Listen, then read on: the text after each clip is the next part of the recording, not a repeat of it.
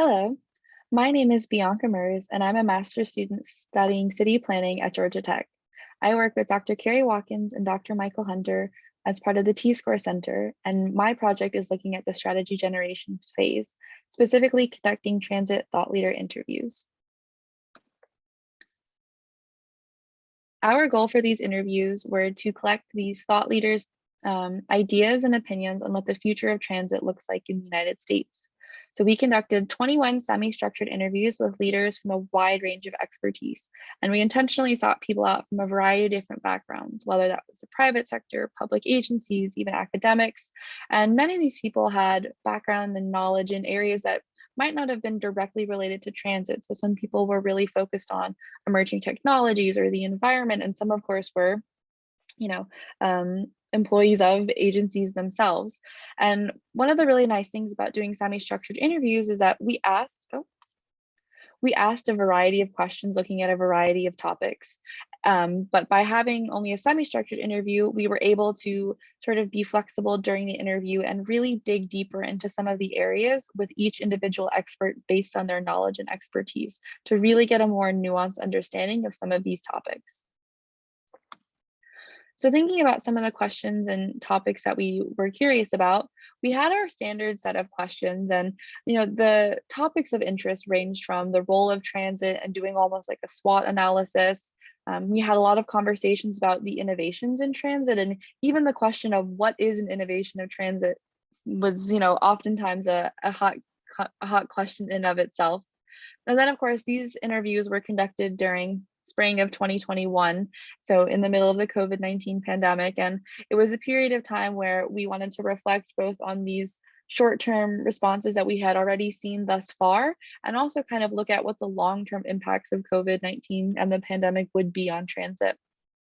And beyond the questions that we specifically asked, our interviewees brought up a variety of other topics ranging from politics to labor and even land use. And while some of these areas might not be in the direct purview of a transit agency, we thought it really emphasized that the broader role that transit and transportation mobility and accessibility plays in the American lifestyle.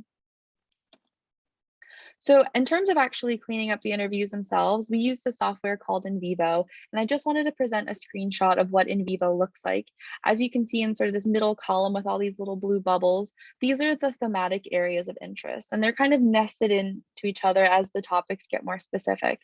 And so the workflow would be taking a transcribed interview, which is what you're seeing here in this for this rightmost column. We redacted the names as per IRB, and then I would go through and highlight each of the interviews for each of the thematic nodes, and then ultimately pull excerpts, which we would compile into more narrative memos that synthesized all of the opinions from our 21 experts.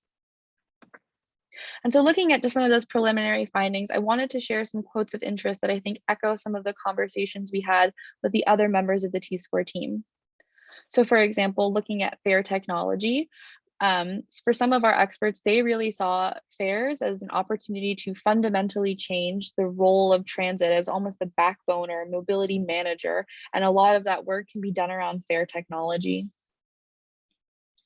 To this point about on-demand services, many of our experts were really excited about the idea of transit and on-demand services working together to ultimately provide a better service to the end user, whether that was replacing some underperforming routes, whether that was supplementing existing service. They really saw an opportunity for a complementary relationship, though of course, experts disagreed.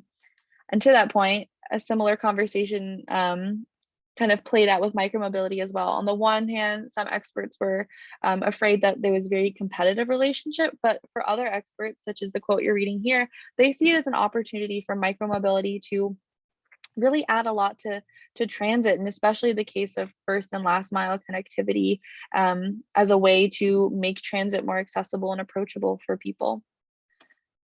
And last, thinking about, again, reflecting on COVID-19, a lot of our experts, they shared a variety of opinions on what they saw the short term and really the long term impacts are of COVID. But in general, there is this kind of consensus that COVID-19 was an opportunity to reflect on the role of transit and the people who take transit and what that means for how our societies function.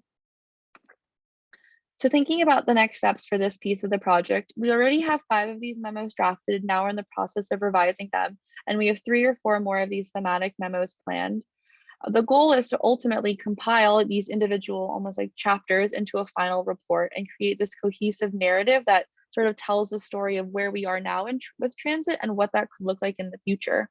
And the goal is to, on the one hand, to provide sort of this complete analysis of this future, but also to have these individual memos that can be used as sort of thought pieces on these specific topics. And I think they really add a nice dimension to any of the conversations of some of the work that we're doing in the community analysis track, and then also looking at the MMOS track, and then of course seeing what experts and kind of thought leaders in the transit agency think of some of the work that they see for the future of transit. And that concludes this recap of some of the work we've been doing in the strategy generation phase. Thank you.